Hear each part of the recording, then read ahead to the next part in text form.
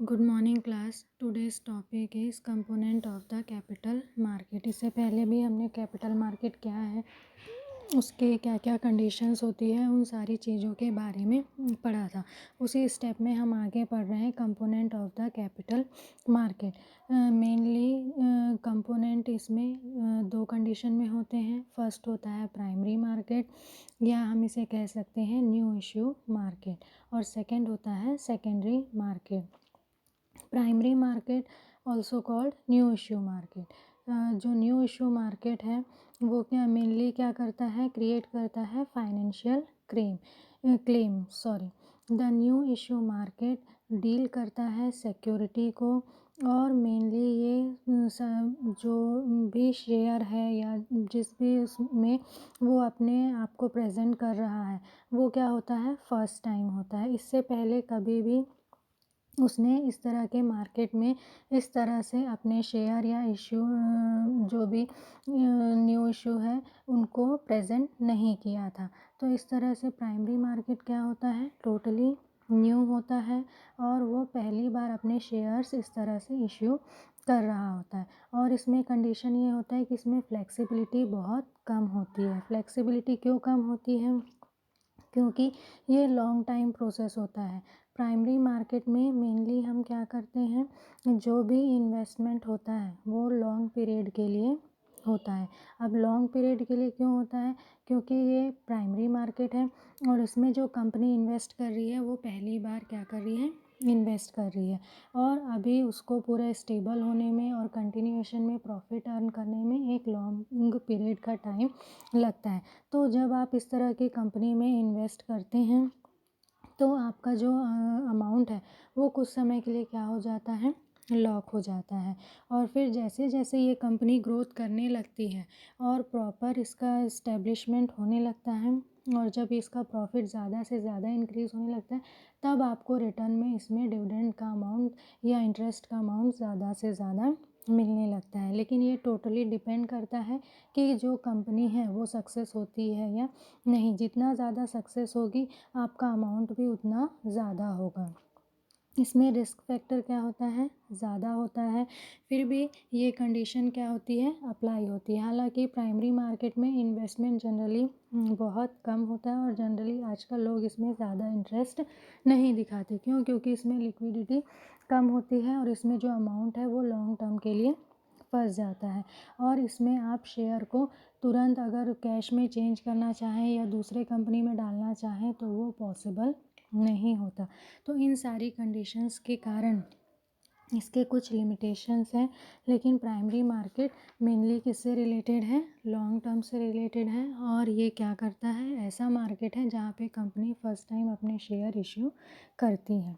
अब हम पढ़ेंगे secondary market. Secondary market generally related है स्टॉक एक्सचेंज से।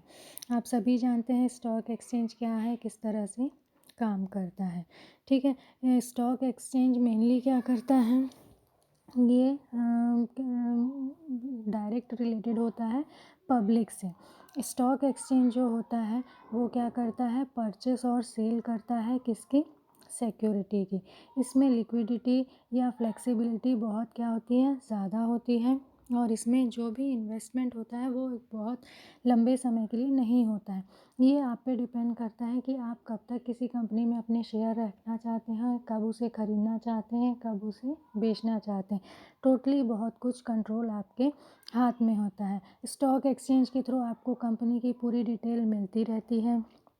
आपको पता चलता रहता है कि पर्टिकुलर स्टॉक मार्केट के अकॉर्डिंग पर्टिकुलर जिस कंपनी में आपने शेयर लगाए हैं उसकी कंडीशन क्या है, या दूसरी कंपनीज़ की कंडीशन क्या है। आपको शेयर वहीं पे रखना चाहिए कि उसे बेच देना चाहिए, शेयर के रेट इंक्रीज़ होंगे कि डिक्रीज़ होंगे, हर एक चीज़ की इंफॉर्मेशन आपको मिलती है। इसलिए लोग इसमें क्या दिखाते हैं, बहुत ज़्यादा इंटरेस्ट दिखाते हैं।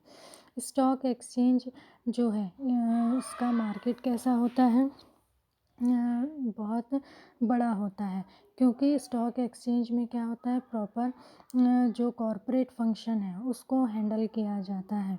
ये क्या करते हैं, प्रॉपर जो मार्केट में कंडीशन है उसके बारे में हमको नॉलेज देते रहते हैं और हमको प्रॉपर इन्फॉर्मेशन देते हैं कि एक्चुअल में स्टॉक एक्सचेंज की कंडीशन क्या है और वो किस तरह से काम कर रहा है।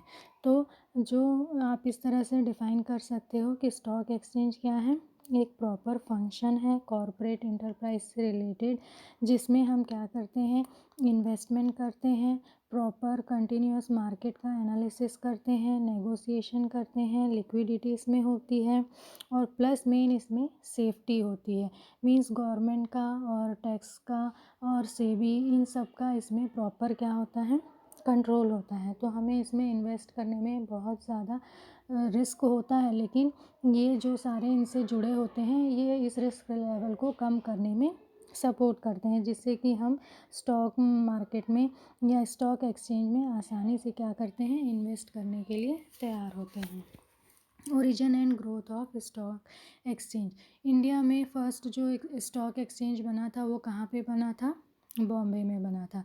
स्टॉक एक्सचेंज बॉम्बे बना था 1875 में और उस समय इसके रिज़ल्ट जो हैं बहुत अच्छे आए थे, खासकर वर्ल्ड वॉर सेकेंड के बाद का जो पीरियड था उसके बाद से ये स्टॉक एक्सचेंज बहुत ज़्यादा ग्रोथ करे। तो इंडिया के और भी कई स्टेट्स में इसको क्या किया गया, डेवलप करना शुरू किया गया।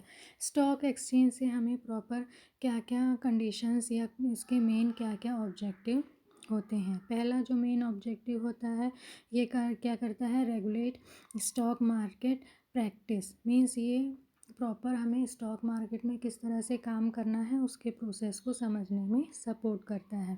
क्रिएट एफिशिएंट सिक्योरिटी मार्केट, हमको एक ऐसा मार्केट देता है जो एफिशिएंट है और जहाँ पे इससे रिलेटेड पूरी इन्फॉर्मेशन है कि आपको किस तरह से अपना पैसा कहाँ पे लगाना है, क्या करना है और उसके लिए प्रॉपर आपको गाइडलाइन दिया जाता है।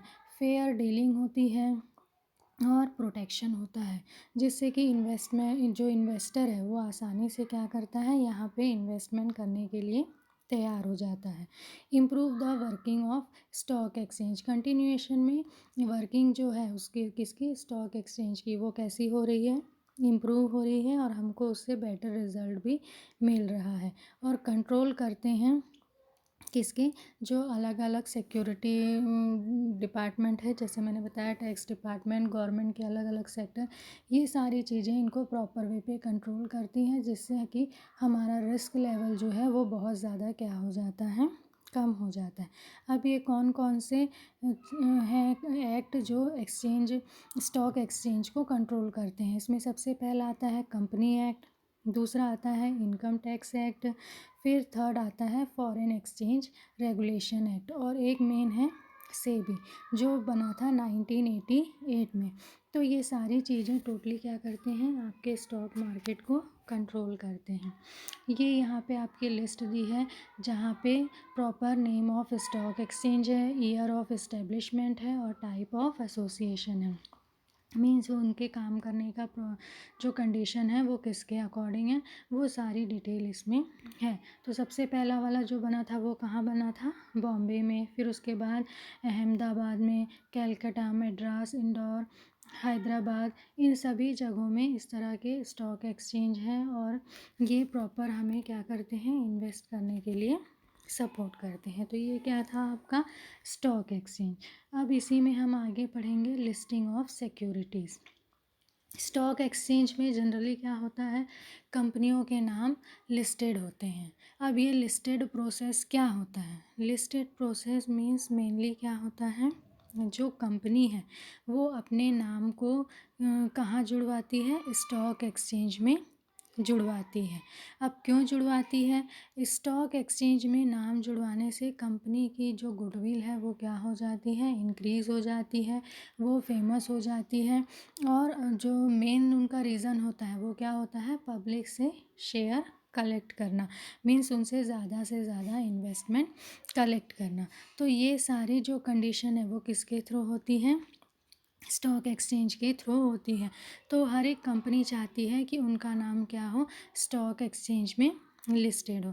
तो ये इन सब कंडीशन के कारण मेनली क्या करते हैं हम जो भी आपकी कंपनी है उसको क्या करते हैं, लिस्ट में अपना नाम करवाते हैं, जिससे कि हम फिर क्या बन जाते हैं, लिस्टिंग कंपनी बन जाते हैं।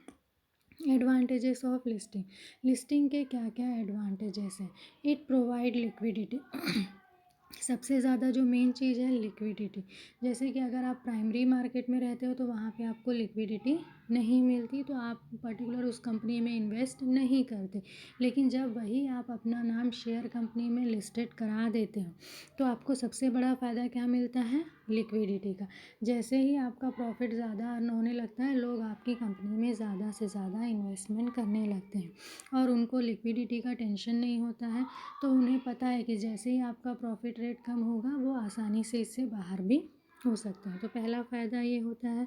फिर दूसरा होता है इम्प्रूव पब्लिक इमेज। कंपनी का जो पब्लिक इमेज है वो क्या होता है, इंक्रीज़ होता है, और हर कंपनी चाहती है कि उसकी पब्लिक इमेज क्या हो, इंक्रीज़ हो और ज़्यादा से ज़्यादा लोग उसकी कंपनी को जानें।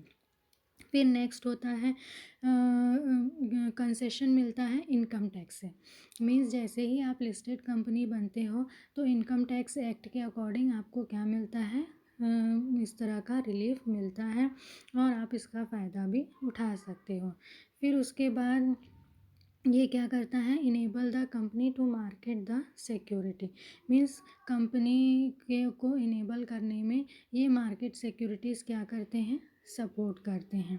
और भी इसके कई फ़ायदे हैं। ये क्या करते हैं, सिक्योरिटी के रेट को इंक्रीज़ करते हैं। लिस्टेड कंपनी होने से आपका नाम डेली न्यूज़पेपर में आता है और जो भी लोग लिस्ट में आपके नाम को पढ़ते हैं और आपकी कंपनी के प्रॉफिट वगैरह का फिर एनालिसिस करना शुरू करते हैं और फिर उसके अकॉर्डिंग वो क्या करते हैं, ज़्यादा से ज़्यादा इसमें इन्वेस्टमेंट करना शुरू करते हैं। तो आपकी जो क्या है, इन्वेस्टमेंट की कंडीशन या फाइनेंशियल कंडीशन या आपका कैपिटल स्ट्रक्चर क्या होता है, इंक्रीज़ होता है। ये सब इसके क्या है, एडवांटेजेस। अब नेक्स्ट है disadvantages of listing company. Disadvantages क्या होता है, सबसे पहला जो मेन डिसएडवांटेजेस है वो होता है जितने भी स्टॉक एक्सचेंज से रिलेटेड एक्ट हैं आपको फॉलो करने पड़ते हैं। सेबी का टोटल आप पे कंट्रोल होता है। फिर उसके बाद जो लिस्टेड कंपनी है उनको अपनी सारी इन्फॉर्मेशन सबमिट करनी पड़ती है, कहाँ पे, स्टॉक एक्सचेंज में। फिर उसके बाद जो लिस्टेड कंपनी है उसको हर साल एनुअल जनरल मीटिंग रखनी पड़ती है, एनुअल रिपोर्ट सबमिट करनी पड़ती है और नंबर ऑफ़ शेयर होल्डर और जितनी भी कंपनी से रिलेटेड जो जो कंडीशन है वो सारी कंडीशन फुलफ़िल करनी पड़ती हैं। अगर वो नहीं करती हैं तो फिर उनका लिस्टिंग कंपनी से नाम हट जाता है।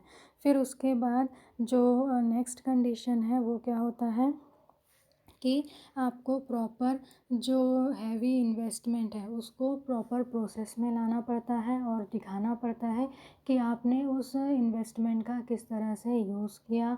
हर एक चीज़ आपको क्लियर बतानी पड़ती है, प्लस प्रॉफिट को किस तरह से आपने लोगों में बांटा और उसका क्या क्या कंडीशन था, हर एक चीज़ आपको क्लियरली वहाँ पे क्या करनी पड़ती है, समझानी पड़ती है। मीन्स अगर आप फॉर एग्ज़ाम्पल शॉर्ट में इसको समझना चाहें तो ये कह सकते हैं कि जैसे ही आप लिस्टेड कंपनी बनते हैं, आपका नाम लिस्टेड कंपनी में आ जाता है, उसके बाद आप कुछ भी गवर्नमेंट से, टैक्स डिपार्टमेंट से या दूसरे किसी से छुपा के कुछ भी नहीं कर सकते। अब रिक्वायरमेंट ऑफ लिस्टिंग, जब इतनी प्रॉब्लम है तो भी रिक्वायरमेंट क्यों होती है लिस्टिंग कंपनी की, मीन्स सॉरी, जो क्या क्या रिक्वायरमेंट होती है एक लिस्टेड कंपनी में आने के लिए। मीन्स अगर लिस्टेड कंपनी में आपको अपना नाम लिखवाना है तो उसके लिए आपके पास क्या क्या कंडीशन होनी चाहिए। पहली कंडीशन है कंपनी का जो कैपिटल है, इशूड कैपिटल है, वो मिनिमम कितना होना चाहिए, 3 करोड़ होना चाहिए। और जो पब्लिक ऑफर हो शेयर है उसका कैपिटल होना चाहिए 1.8 करोड़। ठीक है। फिर उसके बाद जो सिक्योरिटी है वो स्टॉक एक्सचेंज और सेबी के पास आपकी कंपनी का पूरा प्रोस्पेक्टस इनके पास में एज अ कॉपी होना चाहिए कि आपके प्रोस्पेक्टस में क्या क्या डिटेल है, क्योंकि प्रॉस्पेक्टस में आपकी पूरी कंपनी की डिटेल होती है, पूरा फ्रेमवर्क होता है, कैसा आपका काम होगा, हर एक चीज़ की इंफॉर्मेशन उसमें होती है। तो ये आपको कहाँ पे जमा करनी पड़ेगी, स्टॉक एक्सचेंज में, और एक कहाँ पे, सेबी में जमा करना पड़ेगा। उसके बाद आपको क्या करना पड़ेगा, जो आपका मेमोरेंडम ऑफ आर्टिकल है और एसोसिएशन ऑफ आर्टिकल है, उससे रिलेटेड जो भी रूल है, रेगुलेशन है, वो भी आपको दिखाने पड़ेंगे।